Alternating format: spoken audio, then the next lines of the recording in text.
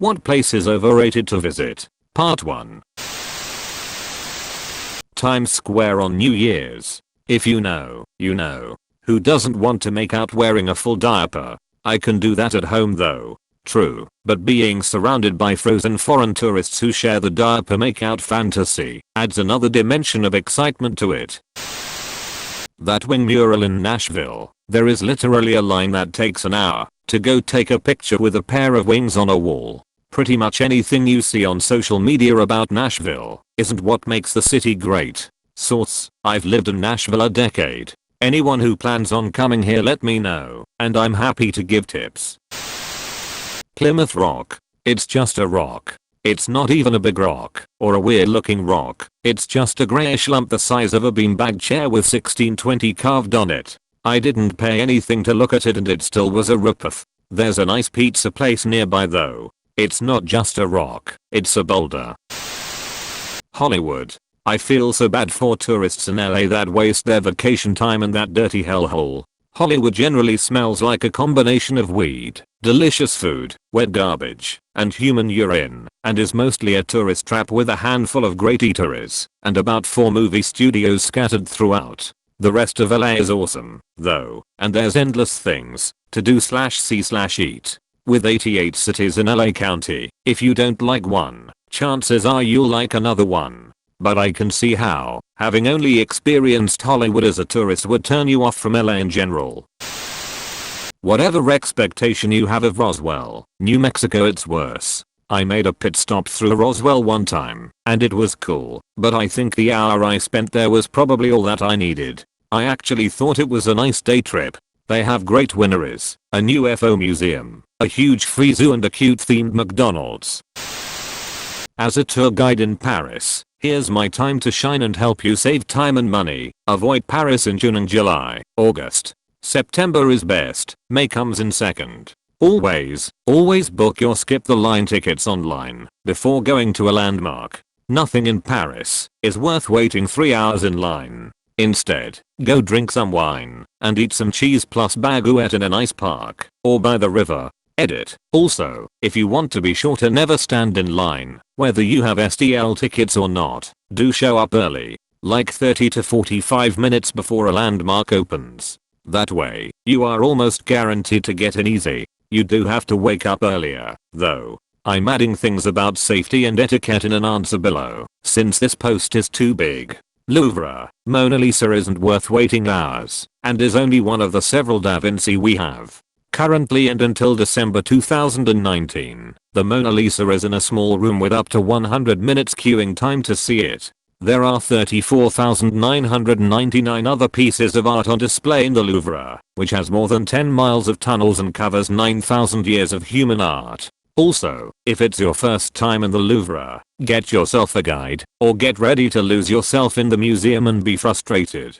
But it's also part of the fun, I guess. Other option would be to get the Nintendo DS interactive map plus audio guide. I feel magnanimous, so I will also add this Louvre extra fast PDF that I created for people who just want to hit the highlights in the Louvre without having to deal with the map. Read it and follow my instructions. Also, Louvre has night openings on Fridays till 21.45. Avoid the crowds. Or say, it's awesome, but not worth standing in line for up to 90 minutes in June. Buy the skip the line. Better with a guide, but not as critical as in the Louvre. Audio guide available. Or say has night openings on Wednesdays till 21.45. Same.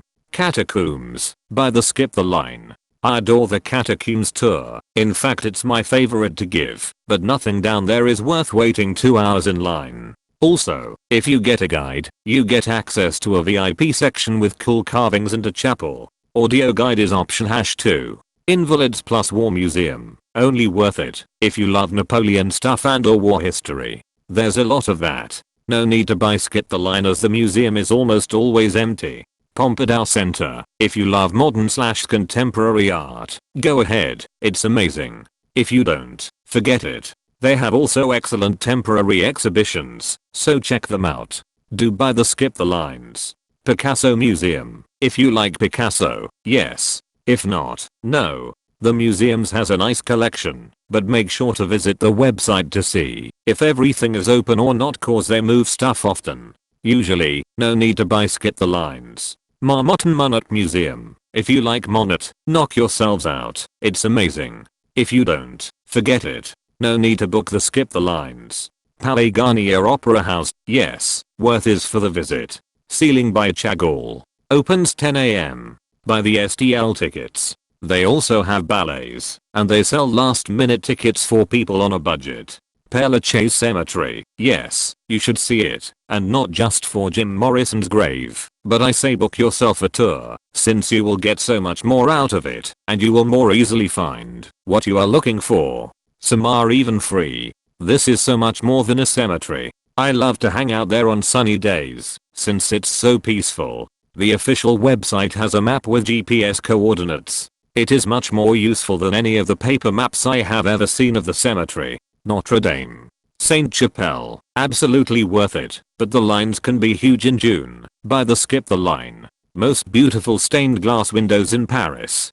Saint Germain-des-Prés. Totally underrated Roman/Gothic church which is almost entirely restored. Incredible colors and will give you a good idea of what churches looked like in the Middle Ages. Versailles. Buy your skip the lines. Seriously. Worth it, but show up at the earliest in the morning if you don't want to be swimming through a sea of tourists as you pass the royal apartments. I don't even do this tour since the conditions are so bad. Eiffel Tower. For the it's easy. Either you've booked your skip the line months in advance, or you're screwed.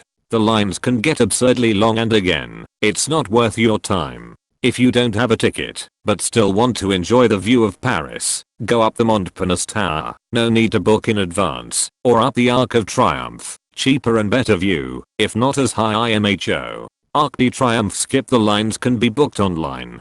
Don't eat at the restaurants up there. You will pay for the view, not for the food. As some people have suggested, yes, you can take the stairs to reach the second floor. It's cheaper and there are usually fewer people queuing. That being said, right now in season there's still a ton of people in line at both. Plus, if you want to get to the summit, you still have to queue at the second floor to reach the third. Here's my final advice for the if you don't have pre-booked, get there early. Like 45 minutes before opening time on a weekday. Aim for the stairs, and buy a ticket stairs plus summit. Go straight up to the third. Behold. Now go down to the second and behold. Wow. Take the stairs down to avoid lines, or go to the upper second floor, and take the elevator down. There's always one half of the second floor that has a queue to take the elevator down, and the other doesn't. Figure out which is which. Arc de Triomphe and Montparnasse Tower, both are great alternatives to see magnificent views of Paris for cheaper and with little lines.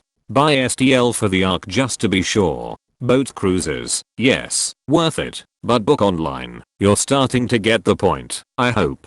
Get the Vedettes du Pont Neuf. Their boats are smaller and you don't feel like an ant. All the companies show you the same stuff and the cruises are all 1 hour long. Do not book a dinner on the river, the food is shitty. If you do want a decent dinner on the river, you'll have to go to an expensive company like Yacht de Paris. But they are pricey. Day trips outside of Paris, if the weather is good, think about going to Givigny, Monot's Japanese garden and villa, but book in advance. You can also go to Auvergne, which is the place where Van Gogh spent his last days, and where he's buried along with Thiers. Another cool day trip is Fontainebleau with its large forest and Grand Royal/Imperial Palace. Think also of going to Chantilly Castle, largest classical art collection in France after the Louvre, beautiful palace and gardens, plus royal stables. If you go, do me the favor of check out the most gorgeous medieval manuscript we have around here, Les Tres Riches du Duc de Berry. It's in there. Do not miss the first ever Gothic church in the world, the Basilica of Saint Denis, located north of Paris and reachable by metro. It's full of secrets. Served as the blueprint for the earliest Gothic buildings, and is the royal necropolis of the French kings and queens.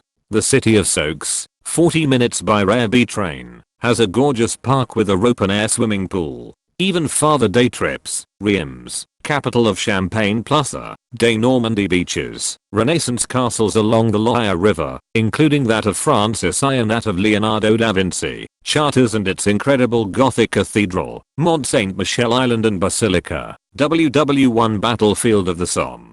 Since this post is attracting attention, more stuff. There will be a huge Da Vinci exhibition at the Louvre from October 19th to December 19th. It's going to be great, but also a fucking mess, as usual in the Louvre.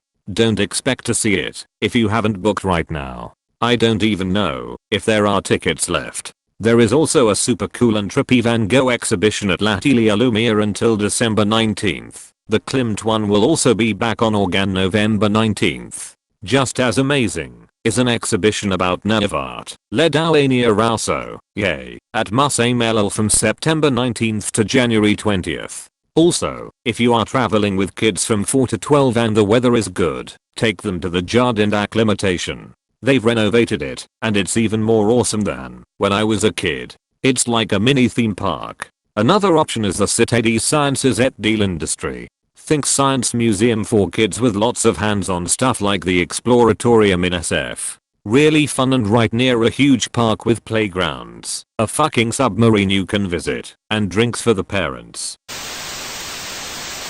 If you enjoyed the video, please like and subscribe.